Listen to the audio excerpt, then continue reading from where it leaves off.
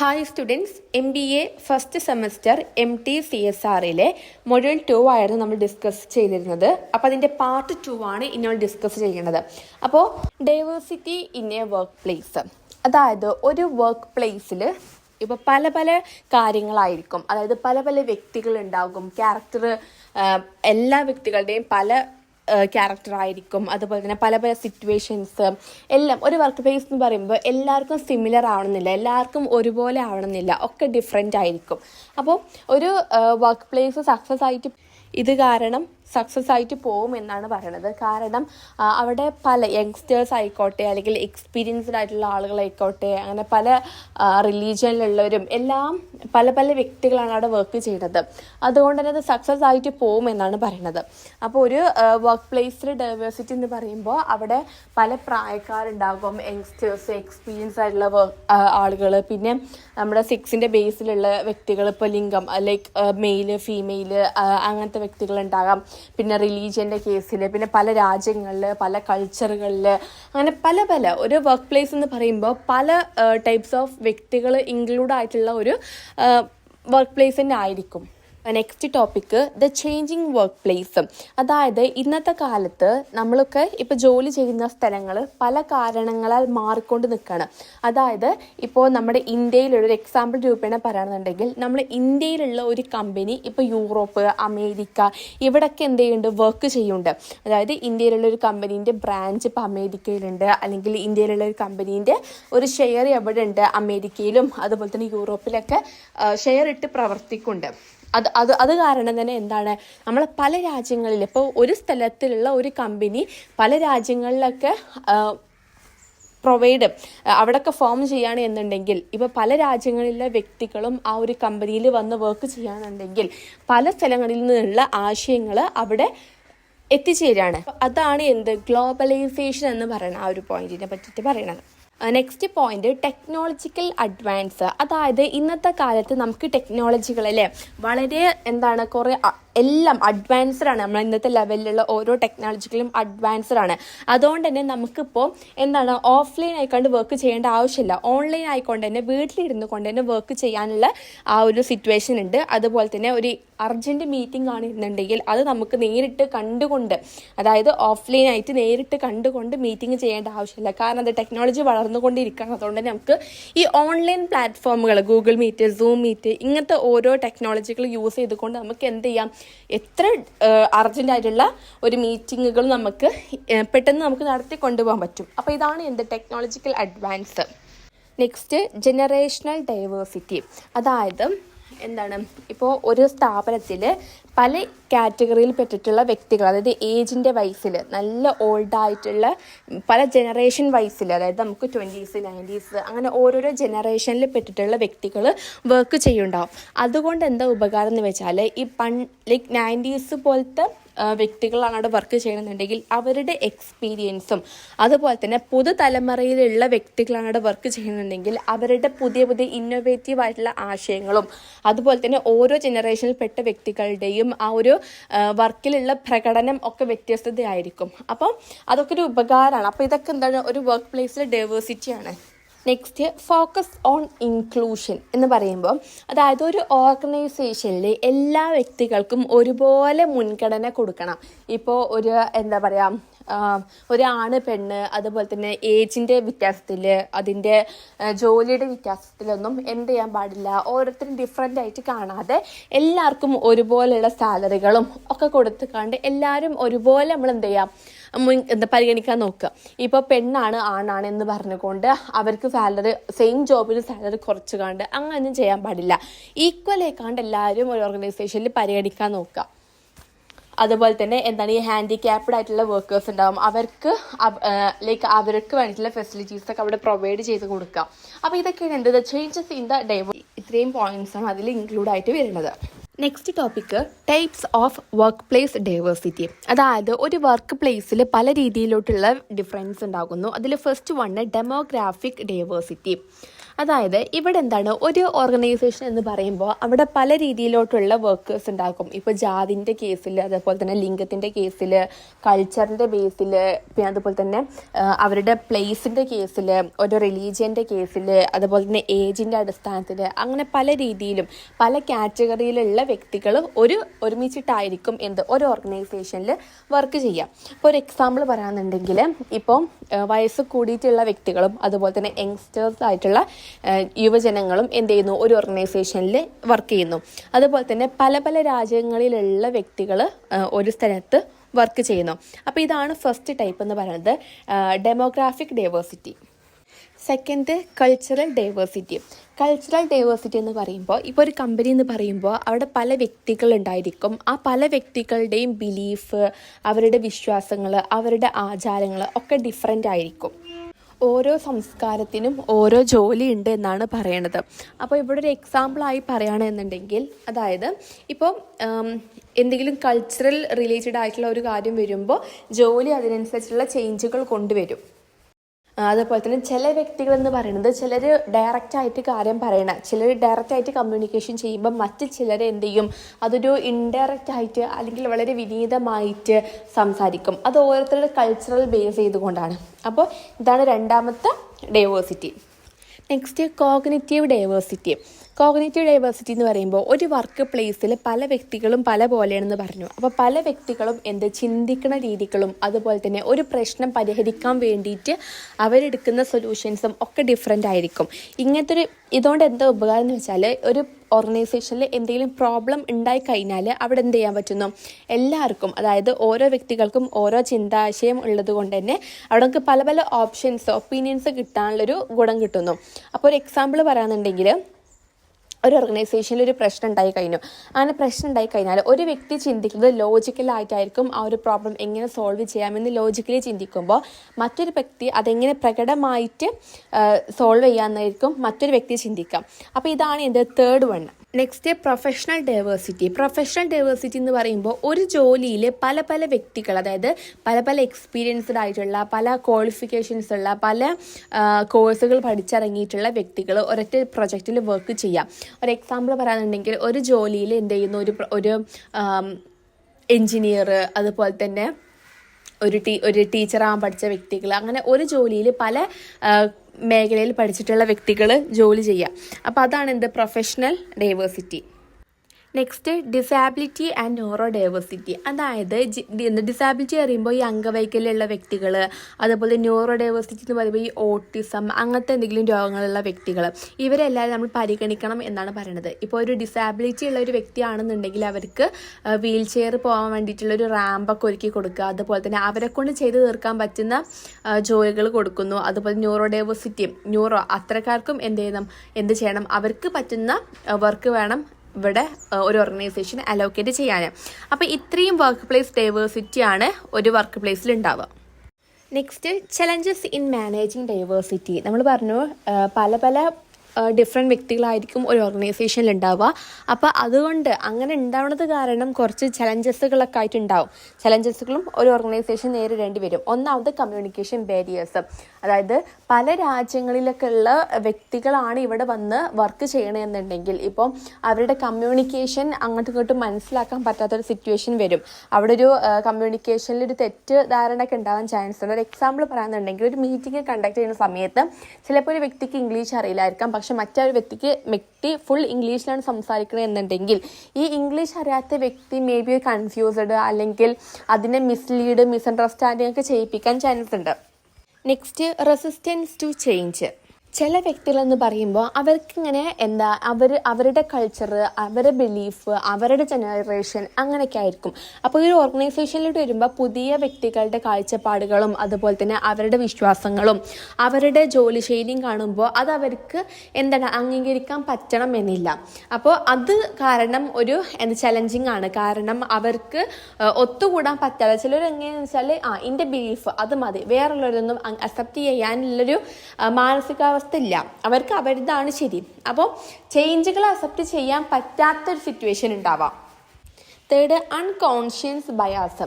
അതായത് ഇപ്പോൾ ഒരു ഓർഗനൈസേഷനിലുള്ള ഒരു വിഭാഗം, അതൊരു ടീമിലുള്ള വ്യക്തികൾക്ക് ഇപ്പോൾ കഴിവുകൾ കുറവാണ് എന്ന് വിചാരിച്ചുകൊണ്ട് എന്ത് ചെയ്യുക, അവർക്ക് അധികം ജോലികൾ അങ്ങനത്തെ ഒന്നും കൊടുക്കാതെ, അവർക്ക് പ്രൊമോഷൻ കൊടുക്കണില്ല, അവർക്ക് കൂടുതൽ ചലഞ്ചിങ് ആയിട്ടുള്ള ജോബുകളൊക്കെ കൊടുക്കാതൊക്കെ. അതായത് ഇപ്പോൾ മേ ബി ആ ഒരു കഴിവില്ല എന്നുള്ള ആ ഒരു തോട്ട് വരുന്നത് കൊണ്ട് അവരെ ഒരു വർക്കും കൊടുക്കാതൊക്കെ. അപ്പോൾ അതൊക്കെ ഒരു ചലഞ്ചിങ് ആയിട്ടുള്ള കാര്യമാണ്. Then conflicts and misunderstanding. അതായത് അവിടെയുള്ള ഒരു പ്രശ്നങ്ങൾ ഉണ്ടാവുക, ചിലപ്പോൾ എന്തെങ്കിലും തെറ്റിദ്ധാരണ കാരണം, അല്ലെങ്കിൽ ഇപ്പോൾ അവിടുത്തെ വ്യക്തികൾ പല രീതിക്കാണ് പറഞ്ഞു. ഇപ്പോൾ മേ ബി ആ ഒരു വ്യക്തി സമയത്തിലൊക്കെ ഫുൾ നല്ല കോൺസെൻട്രേറ്റഡ് ആയിട്ടുള്ള ഒരു വ്യക്തിയാണ് എന്നുണ്ടെങ്കിൽ, അതായത് കൃത്യസമയത്ത് തന്നെ വർക്ക് സ്റ്റാർട്ട് ചെയ്യണം, അങ്ങനെയൊക്കെ ഒരു വിശ്വാസമുള്ള ഒരു വ്യക്തിയാണെന്നുണ്ടെങ്കിൽ അതിൻ്റെ കോവർക്കേഴ്സ്, അയാളുടെ കീഴിലുള്ള വർക്കേഴ്സ് പല ടൈമിലും വർക്ക് ചെയ്യാന്നുണ്ടെങ്കിൽ അവിടെ എന്തുണ്ടാവും, പ്രശ്നങ്ങൾ ഉണ്ടാവാൻ ചാൻസ് ഉണ്ട്. അപ്പം ഓൺ ടൈമിൽ വർക്ക് ചെയ്യുന്ന വ്യക്തികളും അതുപോലെ തന്നെ ഓൺ ടൈമിൽ അല്ലാതെ വർക്ക് ചെയ്യുന്ന വ്യക്തികളും തമ്മിലൊക്കെ പ്രശ്നങ്ങൾ ഉണ്ടാവുക, കോൺഫ്ലിക്ട്സ്, അല്ലെങ്കിൽ പല പ്രശ്നങ്ങൾ, അതായത് ഒന്നിനും യോജിക്കാൻ പറ്റാത്ത രീതിയിലുള്ള സംഭവങ്ങൾ ഉണ്ടാകുമ്പോൾ അവിടെ പ്രശ്നങ്ങൾ ഉണ്ടാവുന്നു. അങ്ങനെ അതൊരു ചലഞ്ചിങ് ആയിട്ട് വരുന്നുണ്ട്. Next, inequality in opportunities. അതായത് ഒരു ഓർഗനൈസേഷനിലുള്ള എല്ലാ എംപ്ലോയീസിനും ഒരുപോലെ ട്രീറ്റ്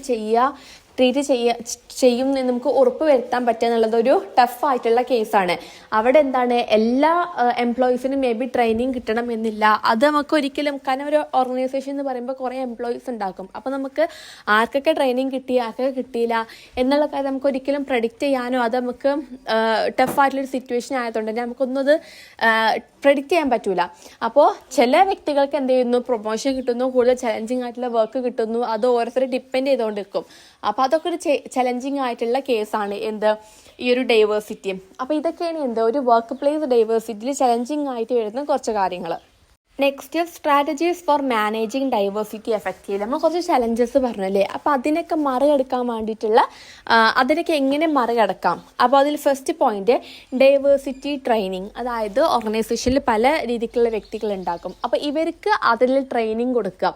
കാരണം എല്ലാവരെയും മാനിക്കണം, അവരെ റെസ്പെക്റ്റ് ചെയ്യാനും എല്ലാവരുടെയും കൾച്ചർ, ലാംഗ്വേജ്, ഇതൊക്കെ നമ്മൾ എന്ത് ചെയ്യാം, എല്ലാം പരിഗണിച്ച് പോകാൻ വേണ്ടിയിട്ടുള്ള എല്ലാ കാര്യങ്ങളെക്കുറിച്ചും പറഞ്ഞ് അവർക്ക് മനസ്സിലാക്കി കൊടുക്കണം, അതിനുള്ളൊരു ട്രെയിനിങ് കൊടുക്കണം.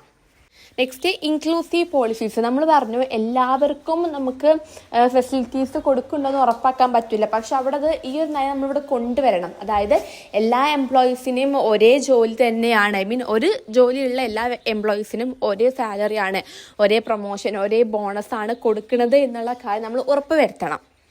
Next, mentorship programs. അതായത് ഇപ്പോൾ അത്യാവശ്യം എക്സ്പീരിയൻസ്ഡ് ആയിട്ടുള്ള അതുപോലെ തന്നെ പ്രായമായിട്ടുള്ള എംപ്ലോയീസ് ഒക്കെ ഉണ്ടാകും. അപ്പോൾ അവരെന്ത് ചെയ്യുക, ഈ യങ്സ്റ്റേഴ്സ്, അതായത് അധികം എക്സ്പീരിയൻസ് ഒന്നും ഇല്ലാത്ത എംപ്ലോയീസിന് ട്രെയിനിങ് കൊടുക്കുക, അവർക്ക് അറിയുന്ന മോട്ടിവേഷൻസ്, കുറച്ച് കാര്യങ്ങളൊക്കെ പഠിപ്പിക്കാൻ ശ്രമിക്കുക.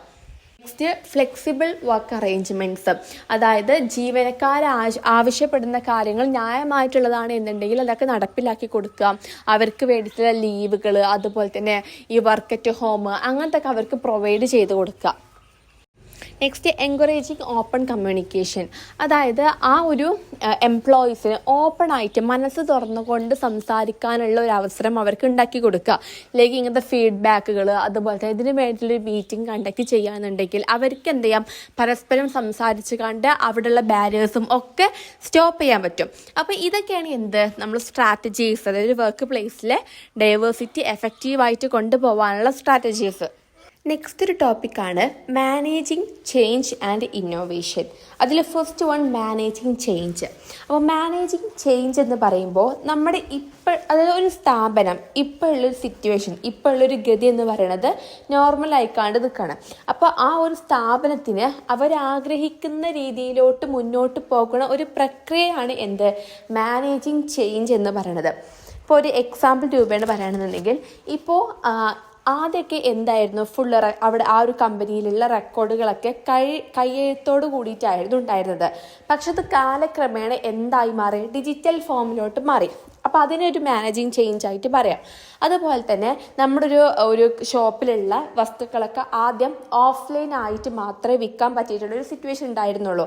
പക്ഷേ ഇന്നത്തെ കാലത്ത് അതെന്ത് ചെയ്തു, അത് ഓൺലൈനായിട്ടും ഓഫ്ലൈനായിട്ടും നമുക്ക് അവൈലബിൾ ആണ്. അപ്പോൾ അതൊക്കെ ഒരു മാനേജിങ് ചേഞ്ചാണ്. അപ്പോൾ ഈ ഒരു സംവിധാനം, അതായത് ഒരു കമ്പനീനെ പഴയ സിറ്റുവേഷനിൽ നിന്ന് ഒരു കുറച്ചും ഡെവലപ്ഡ് ആക്കിയിട്ടുള്ള ടെക്നോളജിക്കലായിട്ടും ഓരോ പ്രോസസ്സൊക്കെ ഫുൾ ഡെവലപ്ഡ് ആക്കണ അതിനെയാണ് മാനേജിങ് ചേഞ്ച് എന്ന് പറയുന്നത്. അപ്പോൾ ഇങ്ങനെ ഡെവലപ്പ് ആക്കുക എന്ന് പറയുമ്പോൾ അത് എംപ്ലോയീസിന് വളരെ ഹെൽപ്ഫുള്ളാണ്. കാരണം അവരുടെ അവരുടെ റിസ്ക് എന്താണ്, ഇത്തരം ടെക്നോളജീസൊക്കെ വരുന്നതായ റിസ്ക് കുറക്കുകയാണ്. അത് കാരണം അവർക്ക് പെട്ടെന്ന് അവരുടെ ലക്ഷ്യത്തിലെത്താൻ പറ്റും.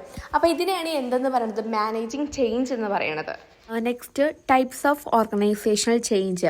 അതായത് ഒരു സ്ഥാപനത്തിൽ ചേഞ്ചുകൾ, അതായത് മാറ്റങ്ങൾ പല രീതിയിലോട്ട് ഉണ്ടാക്കും. അതിൽ ഫസ്റ്റ് വൺ സ്ട്രാറ്റജിക് ചേഞ്ച്. അതായത് നമ്മുടെ സ്ഥാപനം എന്ന് പറയുമ്പോൾ പല രീതിയിലുള്ള ടെക്നോളജികളും ഒക്കെ മാറിക്കൊണ്ടിരിക്കുകയായിരിക്കും. അവിടുത്തെ ഘടകങ്ങൾ, അവിടുത്തെ ഫാക്ടേഴ്സ്, അവിടുത്തെ ടെക്നോളജികൾ, അങ്ങനത്തെ എല്ലാ കാര്യങ്ങളും മാറിക്കൊണ്ടിരിക്കുന്നതിനനുസരിച്ച് അവിടുത്തെ സ്ട്രാറ്റജീസ് അതും മാറിക്കൊണ്ടിരിക്കുകയാണ്. ഒരു എക്സാമ്പിൾ പറയുന്നുണ്ടെങ്കിൽ, ഇപ്പോൾ നമ്മുടെ ഒരു ഓർഗനൈസേഷൻ ഒരു മാർക്കറ്റിങ്ങിലോട്ട് പുതുതായിട്ട് എൻ്റർ ചെയ്യുകയാണെന്നുണ്ടെങ്കിൽ, അല്ലെങ്കിൽ നമ്മുടെ ഒരു ഓർഗനൈസേഷനിൽ ഒരു പ്രൊഡക്റ്റ് പുതുതായിട്ട് ലോഞ്ച് ചെയ്യുകയാണെന്നുണ്ടെങ്കിൽ അവിടെ നമുക്ക് നമ്മുടെ സ്ട്രാറ്റജി എന്ത് ചെയ്യണം, ചേഞ്ച് ആക്കേണ്ട ഒരു സിറ്റുവേഷൻ ഉണ്ട്. അങ്ങനെ അതാണ് ഒരു ഓർഗനൈസേഷനിൽ ഉണ്ടാകുന്ന first change, strategic change. Then technological change, adoption of new technologies or digital transformation. അതായത് നമ്മുടെ ഒരു ഓർഗനൈസേഷൻ ഇങ്ങനെ ഫ്യൂച്ചറിൽ കൊണ്ടിരിക്കുന്നതിനനുസരിച്ച് അതിൻ്റെ ടെക്നോളജികളിലൊക്കെ മാറ്റം വരും. അപ്പോൾ നമ്മൾ എന്ത് ചെയ്യുന്നു, പുതിയ സിസ്റ്റംസ് തേടി പോകുന്നു, അങ്ങനെ പല ചേഞ്ചുകൾ ഉണ്ടാക്കുന്നു. ദെൻ സ്ട്രക്ചറൽ ചേഞ്ച്, അതായത് ഒരു കമ്പനിയിലുള്ള ഹയറാർക്കി പൊസിഷനിൽ ഓരോ വ്യക്തികൾക്കും അവരുടെ പൊസിഷനിലുള്ള ചേഞ്ചുകൾ ഉണ്ടാകാം. അതുപോലെ തന്നെ ഓരോ വ്യക്തികളുടെ ഡിപ്പാർട്ട്മെൻറ്റ്, അവരുടെ റോളുകൾ, അവരുടെ റെസ്പോൺസിബിലിറ്റീസ്, അതൊക്കെ ചേഞ്ച് ഉണ്ടാക്കാം. അതുപോലെ തന്നെ ഒരു ഓർഗനൈസേഷനിൽ ഒരു പുതിയ ഡിപ്പാർട്ട്മെൻറ്റ് വരാന്നുണ്ടെങ്കിൽ അവിടെ ഒരു സ്ട്രക്ചർ ചേഞ്ചുകൾ ഉണ്ടാക്കാം. അപ്പോൾ ഇതാണ് സ്ട്രക്ചറിൽ വരുന്ന ചേഞ്ചുകൾ. ദെൻ കൾച്ചറൽ ചേഞ്ച്, അതായത് നമ്മുടെ ഈ ഒരു ഓർഗനൈസേഷന് ഒരു ബിലീഫ് ഉണ്ടാവും, ഒരു വിശ്വാസം ഉണ്ടാവും. അതായത് ഇപ്പോൾ ഒരു ഓർഗനൈസേഷനിലുള്ള ഹൈ ലെവലിൽ ഇരിക്കുന്ന ഒരു പൊസിഷനിലുള്ള വ്യക്തി എന്താണോ പറയണത് അവർ പറയണത് മാത്രം ചെയ്യണം, ആ ഒരു ബിലീഫ് ഉണ്ടാവും. പക്ഷെ അതിൽ നിന്ന്, അതായത് മാനേജർ പറയണത് മാത്രമല്ല, അതായത് ടീം വർക്ക്, ടീമിലുള്ള വ്യക്തികൾ പറയണത് കൂടി എല്ലാവരും ഉൾക്കൊള്ളണം എന്നുള്ള ആ ഒരു ചേഞ്ചിലോട്ട് എത്തുക. അപ്പോൾ അതിനാണ് കൾച്ചറൽ ഓർഗനൈസേഷണൽ ചേഞ്ച് എന്ന് പറയുന്നത്. അപ്പോൾ ഇതാണ് ഒരു ഓർഗനൈസേഷനിൽ ഉണ്ടാകുന്ന ചേഞ്ചുകൾ. പല രീതിയിലോട്ട് 4 ടൈപ്പ് ഓഫ് ചേഞ്ചാണ് വരുന്നത്. രണ്ടാമത് വരുന്നത് ചേഞ്ച് മാനേജ്മെൻറ്റ് പ്രോസസ്സ്. അതായത് നമ്മൾ ഇത്രയും മാറ്റങ്ങളൊക്കെ ഉണ്ടെന്ന് പറഞ്ഞു. അപ്പോൾ ഈ ഒരു മാറ്റങ്ങൾ നമ്മൾ എങ്ങനെയാണ് അതിനെങ്ങനെയാണ് മാനേജ് ചെയ്യണ പ്രക്രിയ എങ്ങനെയാണ്. അപ്പോൾ അതിൽ ഫസ്റ്റ് വൺ അൺഫ്രീസ്. അതായത് നമ്മൾ ആ ഒരു സ്ഥാപനത്തിൽ വർക്ക് ചെയ്യുന്ന എംപ്ലോയീസിനെ കാര്യം പറഞ്ഞ് മനസ്സിലാക്കണം. അതായത് ഈ ഒരു ഇപ്പോഴത്തെ സിറ്റുവേഷനിൽ നിന്നും നല്ലൊരു ഡെവലപ്ഡ് സിറ്റുവേഷനിലോട്ട് പോകുമ്പോൾ അതിൻ്റെ പ്രാധാന്യം എത്രത്തോളം ഉണ്ടെന്നും അത് എങ്ങനെയൊക്കെ ഒരു എംപ്ലോയിനെ എഫക്റ്റ് ആക്കുന്നുണ്ട് എന്നും അത് മാത്രമല്ല എംപ്ലോയിക്ക് അതുകൊണ്ട് എന്തൊക്കെ ബെനിഫിറ്റ് ഉണ്ടാക്കുന്നു എന്നും ആ ഒരു ഡെവലപ്മെൻറ്റിനെ കുറിച്ചിട്ടുള്ള എല്ലാ വിവരങ്ങളും ഒരു എംപ്ലോയിനെ പറഞ്ഞ് മനസ്സിലാക്കി കൊടുക്കണം. അവർക്ക് അതിനെ പറ്റിയുള്ള എല്ലാ ഇമ്പോർട്ടൻസും അവരെ അറിയിച്ചു കൊടുക്കുക. അതുപോലെ തന്നെ ഇതിൻ്റെ പ്രാധാന്യം എത്രത്തോളം ഉണ്ട് എന്ന് അവർക്കൊരു മീറ്റിങ്ങിലൂടെയൊക്കെ പറഞ്ഞു കൊടുക്കാം. രണ്ടാമത് ചേഞ്ച്, അതായത് മാറ്റം. അങ്ങനെ ഒരു മാറ്റം വരുത്തുക. ഒരു ചേഞ്ച് ഉണ്ടാക്കുമ്പോൾ ആ ഒരു ചേഞ്ചിൽ എങ്ങനെ വർക്ക് ചെയ്യണം എന്നുള്ള കാര്യത്തെക്കുറിച്ചൊക്കെ അവിടെയുള്ള എംപ്ലോയീസിന് ട്രെയിനിങ് കൊടുക്കണം. ഒരു മാറ്റം, ഒരു പുതിയ ഡെവലപ്മെൻറ്റിലോട്ട് മാറുന്ന സമയത്ത് അത് എംപ്ലോയീസിന് പഠിപ്പിച്ചു കൊടുക്കണം. ദെൻ റിഫ്രീസ്, അതായത് അവർ നടപ്പിലാക്കിയിട്ടുള്ള മാറ്റം പിന്നെ അത് ഫിക്സ് ആക്കാൻ നോക്കുക. അതായത് ഇനിയുള്ള കാലം ഫുള്ള് ആ ഒരു മാറ്റം തന്നെ കണ്ടിന്യൂസ് ആയിട്ട് യൂസ് ചെയ്യാൻ നോക്കുക. അതുപോലെ തന്നെ പഴയ മാറ്റത്തിലോട്ട് പോവാതിരിക്കുക. എംപ്ലോയീസിനോടൊക്കെ ആ ഒരു മാറ്റം സ്ഥിരമാക്കാൻ നമ്മൾ പറയാം. അപ്പോൾ ഇതാണ് change management process. Next, overcoming resistance to change. അതായത് ഇങ്ങനെ സ്ഥാപനങ്ങളിൽ ഓരോ ചേഞ്ച് ഉണ്ടാക്കുമ്പോൾ മേ ബി അവർക്ക് എന്തുണ്ടാവാം, അതിനോടൊരു വെറുപ്പുണ്ടാവാൻ ചാൻസ് ഉണ്ട്. അപ്പോൾ ആ ഒരു വെറുപ്പ് എങ്ങനെ നമുക്ക് റെസിസ്റ്റ് ചെയ്യാം? അതിലൊന്നാമത് നമ്മളൊരു കമ്മ്യൂണിക്കേഷൻ ചെയ്യാം. അതായത് എന്തിനാണ് ഈ ഒരു മാറ്റം ഉണ്ടാക്കുന്നത്, അതുപോലെ തന്നെ ഇത്തരം മാറ്റങ്ങൾ ഉണ്ടാക്കുന്നത് കൊണ്ട് എന്തൊക്കെ ഗുണങ്ങളാണ് നമുക്ക് കിട്ടാൻ പോകുന്നത്, അതുമാത്രമല്ല എംപ്ലോയീസിനെ ഈ ഒരു മാറ്റം എത്രത്തോളം എഫക്റ്റ് ചെയ്യും, എംപ്ലോയീസിന് ഇത് എത്രത്തോളം ഉപകാരപ്പെടും എന്നുള്ള കാര്യങ്ങൾ നമ്മൾ ഡീറ്റെയിൽഡായിട്ട് അവർക്ക് പറഞ്ഞ് മനസ്സിലാക്കി കൊടുക്കണം. നെക്സ്റ്റ് പോയിന്റ്, ഇപ്പോൾ ഒരു തീരുമാനം എടുക്കുന്ന സമയത്ത് അവിടെയുള്ള എംപ്ലോയീസിനെ കൂടി കൺസിഡർ ചെയ്യുക. അതായത് അവരെയും കൂടി ഇങ്ങനൊരു തീരുമാനം എടുക്കുമ്പോൾ അവരെ കൂടെ ഉൾപ്പെടുത്തുക, ഒരു ടീം ചർച്ച ഉൾപ്പെടുത്തണം. അങ്ങനെയാണെന്നുണ്ടെങ്കിൽ അവർക്ക് കൂടുതൽ കാര്യങ്ങൾ അതിനെക്കുറിച്ച് മനസ്സിലാക്കിയെടുക്കാൻ പറ്റും. അതുകൊണ്ട് തന്നെ അവർക്ക് ഇതിനോടൊരു എതിർപ്പുണ്ടാവാൻ ചാൻസും കുറവാണ്. അവർക്ക് ഇങ്ങനത്തെ ഒരു ചേഞ്ച് പെട്ടെന്ന് റെസിസ്റ്റ് ചെയ്യാൻ കഴിയണം എന്നില്ല. അതുകൊണ്ട് തന്നെ അവർക്ക് അത് പെട്ടെന്ന് റെസിസ്റ്റ് ചെയ്യാൻ കഴിയാൻ വേണ്ടിയിട്ട് അവർക്ക് അതിന് അനുയോജ്യമായിട്ടുള്ള ട്രെയിനിങ്ങുകളും അതിനെ പറ്റിയിട്ടുള്ള കൂടുതൽ ക്ലാസ്സുകളും അതുപോലെ തന്നെ സ്ക്രീനിങ് ആയിക്കോട്ടെ, ഓഫ് സ്ക്രീന്, ഓൺ സ്ക്രീൻ, അങ്ങനെ പല രീതിയിലായിട്ടുള്ള ഇൻഫോർമേഷൻസ് കൊടുക്കാൻ പറ്റുന്നിടത്തോളം നമ്മൾ അത്രയും ഇൻഫോർമേഷൻസ് അവർക്ക് കൊടുക്കുക. അതുപോലെ തന്നെ ഇത്തരം മാറ്റങ്ങൾ വരുന്ന സമയത്ത് ചില എംപ്ലോയീസിനൊരു പേടിയൊക്കെ ഉണ്ടാകും. അതായത് അവരുടെ ജോലി ഇത് കാരണം നഷ്ടപ്പെടുമോ. അപ്പോൾ നമ്മൾ എന്ത് ചെയ്യുക, അവർ ആ കാര്യങ്ങൾ പറഞ്ഞ് മനസ്സിലാക്കുക, Q&A അങ്ങനത്തെ ഓരോ കാര്യങ്ങൾ വെച്ചിട്ട് ആദ്യം നമ്മൾ സർവേ നടത്തുക. അപ്പോൾ എത്രത്തോളം പേർക്ക് ഇതിനോട് ഭയമുണ്ട് അങ്ങനെയുള്ള കാര്യങ്ങളൊക്കെ നമ്മൾ മനസ്സിലാക്കിയെടുക്കുക. അപ്പോൾ ഇങ്ങനെയൊക്കെയാണ് നമുക്ക് ഈ ഒരു ചേഞ്ചുകൾ നമുക്ക് ഓവർകം റെസിസ്റ്റ് ചെയ്യാൻ പറ്റണത്. അതായത് ആ ചേഞ്ചിനോടുള്ള ആ ഒരു പേടി അതുപോലെ തന്നെ ഒരു ഇഷ്ടമില്ലായ്മ ഒക്കെ നമുക്ക് ഓവർകം ചെയ്യാൻ പറ്റും. നെക്സ്റ്റ് ഒരു ടോപ്പിക്ക് ലൂക്ക വേൾഡ് ആണ്. നമ്മൾ ഓൾറെഡി ബിസിനസ് കമ്മ്യൂണിക്കേഷനിൽ സെപ്പറേറ്റ് ആയിട്ട് ഒരു വീഡിയോ ഇട്ടിട്ടുണ്ട്. ഇത് വേണമെന്നുണ്ടെങ്കിൽ നമ്മുടെ പ്ലേലിസ്റ്റിൽ ബിസിനസ് കമ്മ്യൂണിക്കേഷനിൽ പോയാൽ നിങ്ങൾക്ക് ആ ഒരു വീഡിയോ കിട്ടും. ഓക്കെ, നെക്സ്റ്റ് ഒരു ടോപ്പിക്കാണ് സ്റ്റിമുലേറ്റിംഗ് ആൻഡ് ന്യൂട്രിങ് ഇന്നോവേഷൻ. അപ്പോൾ ഇന്നോവേഷൻ എന്ന് പറയുന്നത് പുതുതായിട്ടൊരു കാര്യം നമ്മുടെ കമ്പനിയിലോട്ട് കൊണ്ടുവരിക എന്നുള്ളത് ആ ഒരു കമ്പനിയെ സംബന്ധിച്ചിടത്തോളം അതിന് വലിയൊരു നേട്ടം തന്നെയാണ്. അതായത് ഒരു പുതിയൊരു ഇന്നോവേറ്റീവ് ആയിട്ടുള്ളൊരു കാര്യം കമ്പനിയിലോട്ട് കൊണ്ടുവരണ വഴി അതിൻ്റെ കമ്പനിക്ക് ഒരുപാട് ബെനിഫിറ്റുകളും പ്രോഫിറ്റുകളും ഒക്കെ ഉണ്ടാക്കുന്നു. ഇപ്പോൾ ഒരു എക്സാമ്പിൾ പറയുകയാണെന്നുണ്ടെങ്കിൽ ഒരു പുതിയ ഇന്നോവേഷൻ രീതിയിലോട്ടുള്ള ഒരു പ്രൊഡക്റ്റ് അല്ലെങ്കിൽ പുതിയൊരു മൊബൈൽ ആപ്പ്, ഇത്തരം കാര്യങ്ങൾ കൊണ്ടുവരണ വഴി ഏത് കമ്പനിയാണോ ഇത്തരം ഒരു പുതിയതായിട്ടുള്ളൊരു ഇന്നോവേഷൻ കൊണ്ടുവന്നത് സ്വാഭാവികമായിട്ടും അത് ജനങ്ങളിലേക്ക് എത്തുന്നത് കാരണം അതിന് കൂടുതൽ പ്രോഫിറ്റ് ഉണ്ടാകുന്നു. അതിൽ വരുന്നൊരു ടോപ്പിക്കാണ് ടൈപ്സ് ഓഫ് ഇന്നോവേഷൻസ്. അതായത് പുതുക്കങ്ങൾ പല തരത്തിലുണ്ട്. First one, incremental innovation. Incremental എന്ന് പറയുമ്പോൾ അതായത് നിലവിലുള്ള ഒരു പ്രൊഡക്റ്റിൻ്റെ മേലെ എന്തെങ്കിലും ചെറിയൊരു ഇന്നോവേഷൻ കൊണ്ടുവരാം. ഒരു എക്സാമ്പിൾ പറയാന്നുണ്ടെങ്കിൽ ഇപ്പോൾ ഒരു മൊബൈലിൻ്റെ ബാറ്ററി ഇപ്പോൾ 5000 mAh ആണെന്നുണ്ടെങ്കിൽ അതൊരു 6000 ആക്കുക. അങ്ങനെ നിലവിലുള്ളതിൽ വെച്ചിട്ട് കുറച്ചും കൂടി ഒരു ഇന്നോവേഷൻ പുതുമ കൊണ്ടുവരിക. അതിനാണ് ഇൻക്രിമെൻ്റൽ. അല്ലെങ്കിൽ ഒരു മൊബൈലൊരു ആപ്പ് ഉണ്ട്, ആ ഒരു ആപ്പിൻ്റെ ഇപ്പോൾ ഉള്ള ഫീച്ചറിൽ വെച്ച് നോക്കുമ്പോൾ ഒരു 2 ഫീച്ചർ എക്സ്ട്രാ ആഡ് ചെയ്യാം. അപ്പോൾ ഇത് ഒരു വലിയൊരു മാറ്റമൊന്നും അല്ലെങ്കിൽ പുതുതായിട്ടുള്ളൊരു മാറ്റമൊന്നുമല്ല, പക്ഷേ ഇൻക്രിമെൻ്റൽ ചെറിയൊരു മാറ്റം കൊണ്ടുവരിക, അതാണ് ഇൻക്രിമെൻ്റൽ ഇന്നോവേഷൻ എന്ന് പറയുന്നത്. രണ്ടാമത് റേഡിക്കൽ ഇന്നോവേഷൻ. ഇത് പൂർണ്ണമായിട്ടും ഒരു പുതിയ കണ്ടുപിടുത്തമാണ്. ഒരു എക്സാമ്പിൾ പറയുന്നുണ്ടെങ്കിൽ ഈ നെറ്റ് എന്നൊരു സംഭവം ഒരു പുതിയൊരു കണ്ടുപിടുത്തമാണ്. അതുപോലെ തന്നെ ഈ ഇലക്ട്രിക് കാറുകൾ, ഇതും ഒരു പുതിയ കണ്ടുപിടുത്തമാണ്. ഇങ്ങനെ പൂർണ്ണമായിട്ട് അതായത് ഒന്നിൻ്റെ ഇപ്പോൾ നമ്മൾ പറഞ്ഞു ഇൻക്രിമെൻ്റലിൽ ഓൾറെഡി ഇല്ല പ്രൊഡക്റ്റിൻ്റെ മേലെ ചെറിയൊരു ഇന്നോവേഷൻ. ഇതങ്ങനെയല്ല, ഇതൊരു പ്രൊഡക്റ്റ് പൂർണ്ണമായിട്ടും ഒരു പുതിയൊരു സംരംഭം അല്ലെങ്കിൽ ഒരു പുതിയൊരു സാധനം പ്രൊഡ്യൂസ് ചെയ്യുക, അതാണ് റേഡിക്കൽ ഇന്നോവേഷൻ എന്ന് പറയുന്നത്. പ്രോസസ് ഇന്നോവേഷൻ എന്ന് പറയുമ്പോൾ ഒരു കമ്പനിയിലുള്ള ആ ഒരു കമ്പനീൻ്റെ സമയം, അതായത് വർക്ക് സ്റ്റാർട്ട് ചെയ്യുന്ന സമയങ്ങളിലും എല്ലാ കാര്യങ്ങളും ഒക്കെ റെഡ്യൂസ് ചെയ്ത് കൊണ്ടുവരിക. അതായത് കമ്പനി കൂടുതൽ മെച്ചപ്പെടുത്തുക. അതായത് അവിടുത്തെ ഇപ്പോൾ ഡാറ്റകളൊക്കെ റെക്കോർഡ് ചെയ്യേണ്ടത് നമ്മൾ എഴുത്ത് രൂപേണയായിരുന്നു, പക്ഷെ അതൊക്കെ നമ്മൾ ഡിജിറ്റലാക്കിയിട്ട് മാറ്റിക്കൊണ്ടുവരിക. അപ്പോൾ അതൊക്കെ പുതുതായിട്ടുള്ളൊരു ഇന്നോവേഷനാണ്. ദെൻ പ്രൊഡക്റ്റ് ഇന്നോവേഷൻ, അതായത് പുതിയ എന്തെങ്കിലും ഒരു പ്രൊഡക്റ്റ്, പുതുതായിട്ടുള്ളൊരു ഐഡിയയിലുള്ളൊരു പ്രൊഡക്റ്റ് ഉണ്ടാക്കിയെടുക്കുക, അല്ലെങ്കിൽ നിലവിലുള്ള പ്രൊഡക്റ്റിനൊന്ന് മെച്ചപ്പെടുത്തുക. അപ്പോൾ ഇതാണ് types of innovation. Next topic implication of descriptive innovation. അതായത് നമ്മുടെ ആദ്യ കാലങ്ങളിലൊക്കെ ഒരു പ്രൊഡക്റ്റിന് നല്ലൊരു പ്രൈസ് ഉണ്ടാക്കുന്നു. അപ്പോൾ നല്ലൊരു എമൗണ്ട് ഉള്ളത് കാരണം തന്നെ അത് എല്ലാ വ്യക്തികൾക്കും വാങ്ങാൻ കഴിയുന്ന സിറ്റുവേഷൻ ആവില്ല. അത് ചില വ്യക്തികൾക്ക് മാത്രമേ അത് വാങ്ങാൻ പറ്റുള്ളൂ. പക്ഷേ ഇന്നത്തെ കാലത്ത് എന്ത് ചെയ്യുന്നു, ഈ പുതിയ ഇന്നോവേഷൻ അത്തരം പ്രൊഡക്റ്റുകളിൽ കൊണ്ടുവന്നിട്ട് ആ ഒരു പ്രൊഡക്റ്റിൻ്റെ പ്രൈസ് കുറച്ചിട്ട് അത് എല്ലാ വ്യക്തികൾക്കും വാങ്ങാൻ പറ്റുന്ന ഒരു രീതിയിലോട്ട് മാറ്റുകയാണ്. ഒരു ഉദാഹരണം പറയുകയാണെന്നുണ്ടെങ്കിൽ ആദ്യകാലം നല്ല വില കൂടിയിട്ടുള്ള ഫോണുകളൊക്കെ അന്ന് നല്ല വില കൂടിയത് കാരണം ചില വ്യക്തികൾക്ക് മാത്രമേ വാങ്ങാൻ സാധിച്ചിട്ടുള്ളൂ. പക്ഷേ ഇന്നത്തെ കാലത്ത് അവർ ഇന്നോവേഷൻ ചെയ്തിട്ട് എന്ത് ചെയ്തു, ആ ഓരോ ഫോണിൻ്റെയും പ്രൈസ് കുറച്ചത് കാരണം ഓരോ വ്യക്തികൾക്കും ആ ഒരു മൊബൈൽ വാങ്ങാൻ ക്യാപ്പബിൾ ആണ്.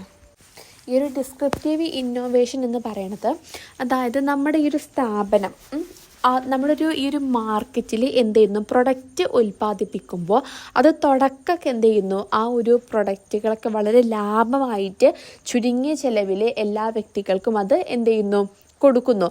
പിന്നീട് അത് എന്ത് ചെയ്യുന്നു, അതിൻ്റെ വില അവർ അതാകെ മാറ്റിമറിക്കുകയാണ് ചെയ്യുന്നത്. അപ്പോൾ ഇതിൻ്റെ ക്യാരക്ടറിസ്റ്റിക്സ് പറയുകയാണെന്നുണ്ടെങ്കിൽ, അതായത് ഈ കോമ്പറ്റീഷൻ, അതായത് പല കമ്പനീസ് തമ്മിൽ കോമ്പറ്റീഷൻ ഉണ്ടാകും. അങ്ങനെ കോമ്പറ്റീഷൻ കുറവുള്ള കമ്പനീസുകൾ തിരഞ്ഞെടുത്തിട്ട് അവിടെയാണ് അവർ ഫസ്റ്റ് ഇത് സ്റ്റാർട്ട് ചെയ്യുന്നത്. ഇവരുടെ പ്രൊഡക്ട്സുകളൊക്കെ വളരെ ലാഭത്തിൽ വിൽക്കാൻ വേണ്ടിയിട്ട് സ്റ്റാർട്ട് ചെയ്യുക ഇത്തരം കമ്പനീസിലാണ്. അപ്പോൾ ഒരു ഉദാഹരണം പറയുകയാണെന്നുണ്ടെങ്കിൽ, അവരെന്ത് ചെയ്യുന്നു, ഫസ്റ്റ് ഓൺലൈനായിക്കാണ്ട് കുറച്ച് വ്യക്തികൾക്ക്, കുറച്ച് കസ്റ്റമേഴ്സിന് മാത്രം പ്രൊഡക്റ്റ് സർവീസ് ചെയ്യുന്നു. പിന്നെ അത് പതുക്കെ മെച്ചപ്പെടാൻ തുടങ്ങും ഈ ഒരു സംഭവം. ഇപ്പോൾ ഒരു എക്സാമ്പിൾ പറയുകയാണെന്നുണ്ടെങ്കിൽ, ആദ്യത്തെ കാലത്തൊക്കെ TV നല്ലൊരു ഹൈപ്പിൽ നിൽക്കുന്നു. അപ്പോൾ ആ സമയത്ത് ഇങ്ങനത്തെ OTT പ്ലാറ്റ്ഫോമുകളൊക്കെ ഉണ്ടല്ലോ, അത് അന്നൊരു കോമ്പറ്റീഷൻ ഇല്ലാത്ത രീതിയിൽ പോയിക്കൊണ്ടിരുന്നു. പക്ഷേ ഇന്നത്തെ കാലത്ത് വെച്ച് നോക്കുകയാണെന്നുണ്ടെങ്കിൽ, ഇന്ന് TVനേക്കാൾ കൂടുതൽ വ്യക്തികൾ ആശ്രയിക്കുന്നത് ഈ OTT പോലത്തെ പ്ലാറ്റ്ഫോമാണ്. നെറ്റ്ഫ്ലിക്സ്, ആമസോൺ പ്രൈം, അങ്ങനത്തെ അത് എന്താണ്, ഫസ്റ്റ് ഇതായിരുന്നു വളരെ ചെറിയ രീതിയിലോട്ടുള്ള ഒരു തുക ചെലവാക്കിക്കൊണ്ട് എല്ലാ വ്യക്തികൾക്കും അവരെന്ത് ചെയ്തു, അത് പ്രൊവൈഡ് ചെയ്തു. പക്ഷേ അത് കാലക്രമേണ എന്ത് ചെയ്തു, അത് മെച്ചപ്പെട്ട് അതിൻ്റെ ഹൈപ്പ് കൂടി വന്നു. അതായത് പിന്നെന്താണ്, ഈ ഒരു ഇന്നോവേഷനിൽ ഈ ഒരു കസ്റ്റമേഴ്സ്, അതായത് കൺസ്യൂമേഴ്സ് എന്താണ് ഉദ്ദേശിക്കുന്നത് എന്നുള്ള കാര്യം അവർ മനസ്സിലാക്കിയിട്ട്, ഇപ്പോൾ എക്സാമ്പിൾ പറയുകയാണെങ്കിൽ നെറ്റ്ഫ്ലിക്സിൻ്റെ കേസിലൊക്കെ ആണെന്നുണ്ടെങ്കിൽ, ഉപഭോക്താക്കൾക്ക് എപ്പോൾ വേണമെങ്കിലും കാണാം എന്നുള്ള ആ ഒരു ഫെസിലിറ്റി അവരവിടെ പ്രൊവൈഡ് ചെയ്യുന്നു. Next, implications four business. അതായത് ഒരു ബിസിനസ്സിൽ ഇന്നോവേഷൻ ഇല്ല എന്നുണ്ടെങ്കിൽ എന്തൊക്കെ സംഭവിക്കാം. അതിൽ ഫസ്റ്റ്, അതായത് ഇന്നോവേഷൻ ഒന്നും കൊണ്ടുവന്നിട്ടില്ല എന്നുണ്ടെങ്കിൽ സ്വാഭാവികമായിട്ടും ആ ഒരു പ്രൊഡക്റ്റ് അവിടെ നിന്ന് എന്നേക്കുമായി നഷ്ടപ്പെടാം. ഒരു എക്സാമ്പിൾ പറയുകയാണെന്നുണ്ടെങ്കിൽ DVD. ഇപ്പോൾ പണ്ടത്തെ കാലത്തൊക്കെ DVD ഉള്ള ട്രെൻഡിങ്ങായി നിന്ന് പോയ സംഭവമായിരുന്നു. പക്ഷേ ഇന്നത്തെ കാലത്ത് DVD ഉപയോഗിക്കുന്നവർ വളരെ കുറവാണ്. കാരണം അതിൻ്റെ മേലൊരു ഇന്നോവേഷൻ വരാത്തത് കാരണം DVD ഇന്നത്തെ കാലത്ത് അധികം പേരും വ്യക്തികളും അത് യൂസ് ചെയ്യുന്നില്ല. അപ്പോൾ ജനങ്ങൾ സ്വാഭാവികമായിട്ടും അത് മറന്നു തുടങ്ങുകയും ചെയ്യും. അത് യൂസ് ചെയ്യാൻ അത്ര വല്ല സുഖമില്ലാത്തത് കാരണം അതെല്ലാവരും യൂസ് ചെയ്യാതെ പുതിയ ഒരു പ്ലാറ്റ്ഫോമിലോട്ട് മൂവ് ഓൺ ആവും. അതുപോലെ തന്നെ നമ്മൾ ഈ പഴയ കാര്യങ്ങളൊക്കെ മാറ്റിയിട്ട് പുതിയ കാര്യങ്ങളിലോട്ട് വരിക. ഇപ്പോൾ നമ്മൾ ഓഫ്ലൈനായിട്ട് സാധനങ്ങൾ വിൽക്കുന്നുണ്ട്, അത് നമ്മൾ ഓൺലൈനായിട്ടും പ്രൊവൈഡ് ചെയ്യുക. അതായത് മൂന്നാമത്തെ പോയിന്റ്, കോമ്പറ്റീഷൻ കൂടുന്നു. ഇപ്പോൾ ഈ വലിയ ടെക് കമ്പനികൾ, അതുപോലെ തന്നെ ഈ ഫ്രഷ് അപ്പ് കമ്പനികൾ, ഇതൊക്കെ നമ്മൾ പഴയ വലിയ കമ്പനികളെ വെല്ലുവിളിക്കുന്നുണ്ട്. കാരണം കോമ്പറ്റീഷൻ കൂടിക്കൊണ്ടിരിക്കുകയാണ്. കാരണം ഇതിലൊക്കെ ഇന്നോവേഷൻ കൂടുന്നത് കാരണം മറ്റുള്ള പഴയ വലിയ കമ്പനികളെ അവർ എന്ത് ചെയ്യുന്നു, ഇന്നോവേഷൻ കൂടുന്നത് കാരണം അവർ കോമ്പറ്റീഷൻ വെല്ലുവിളിക്കുകയാണ് ചെയ്യുന്നത്. നെക്സ്റ്റ് പോയിന്റ്, നമ്മൾ മാർക്കറ്റിൽ ഉണ്ടാകുന്ന ചേഞ്ചിനനുസരിച്ചിട്ട് നമ്മൾ ഓരോ കമ്പനികളും ചേഞ്ച് ചെയ്യാൻ ശ്രമിക്കണം. കാരണം അങ്ങനെ ആകുമ്പോഴേ ഒരു ഡെവലപ്മെൻറ്റ് ഉണ്ടാവുള്ളൂ. കാരണം നമ്മുടെ മാർക്കറ്റിൽ ഇപ്പോൾ എന്താണോ ഒരവസ്ഥ, ഒരു ഫെസിലിറ്റി എന്താണോ അതിനനുസരിച്ചിട്ട് വേണം നമ്മുടെ കമ്പനികളും മാറാൻ. അപ്പോൾ ഇതൊക്കെയാണ് ഇമ്പാക്റ്റ് ഓഫ് ബിസിനസ്. അപ്പോൾ നമ്മുടെ MTCSRലെ സെക്കൻഡ് മൊഡ്യൂളായിട്ടുള്ള മാനേജ്മെൻറ്റ് ഡിസിഷൻ ഈ ഒരു പാർട്ടോട് കൂടി എൻഡ് ചെയ്യാണ്. അപ്പോൾ ഇഷ്ടപ്പെട്ടാൽ ലൈക്ക് ചെയ്യുക, സബ്സ്ക്രൈബ് ചെയ്യുക. Okay, by.